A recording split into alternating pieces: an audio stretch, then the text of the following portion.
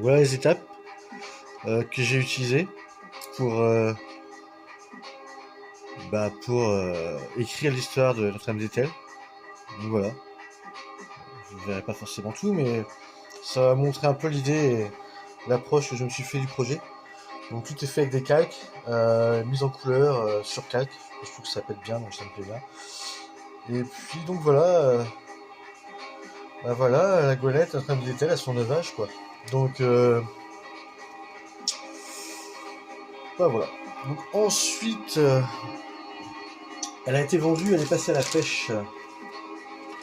Et donc à la pêche, on a extrapolé le fait qu'elle puisse être comme ça. Alors c'est une extrapolation bien entendu, hein, c'est pas, on n'a pas de photos de cette période, donc on est obligé d'imaginer.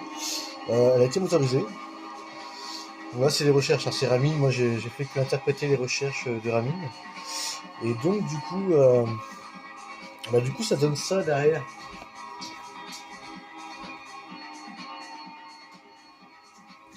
Ça donne ça derrière, donc c'est l'idée un petit peu qu'on s'est fait de la goélette à son passage au chalutage à Etel, et elle faisait, on a supposé qu'elle faisait peut-être le ton aussi, donc du coup on s'est fait un petit plaisir. Donc voilà, c'est une petite idée.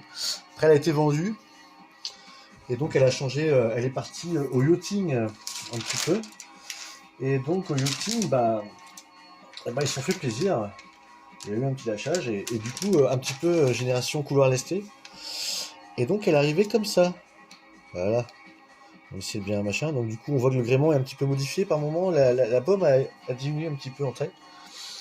Et voilà, donc là elle est avec son gréement. Alors il lui manque encore la fortune carrée, mais elle sera juste inscrite en filigrane parce que c'était pas utile, elle n'est pas forcément très présente.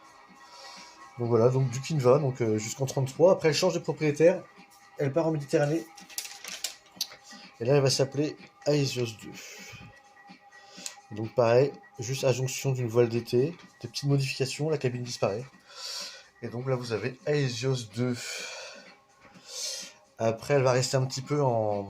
Et après elle va être, réquisitionnée pour la guerre, au Liban. Et du coup elle va être faite en bateau surprise, donc elle est armée. Donc là vous voyez le gréement est réduit.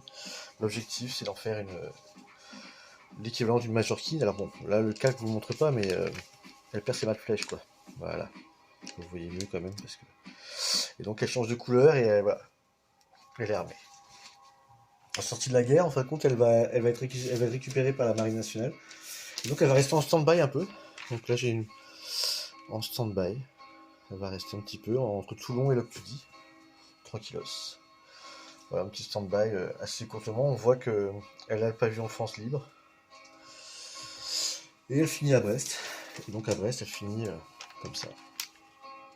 Voilà. La version définitive brestoise. Alors elle a modifié assez souvent quand même, elle est assez vite changée, parce que du coup elle est passée un peu partout, je crois qu'elle était à l'école des mousses, et donc elle a reçu quand même pas mal de modifications, surtout au niveau du plan de pont, qu'on ressent pas forcément sur les calques, parce que c'est pas ce qu'on regarde en premier. Mais voilà la chose, donc voilà sur quoi je travaille depuis, au niveau dessin déjà depuis presque un mois, et puis au niveau recherche, moi depuis ça fait 2-3 mois que je réfléchis à ça, donc voilà, là c'est la jeunesse du projet. Alors on a eu des petites recherches qui sont passées par-ci par-là, enfin voilà, il y a pas mal de choses. Alors pour la petite histoire, j'aime bien dire ça, toute la mise en couleur est faite par l'arrière, parce que ça permet justement de garder tous les détails. Donc voilà, c'est assez basique, assez... voilà, et ça nous arrive à un résultat qui est quand même assez sympa. Un petit peu comme le faisaient au 19e les peintres sur verre. Voilà, bah écoutez, j'espère que ça vous a plu, et puis à plus tard, salut!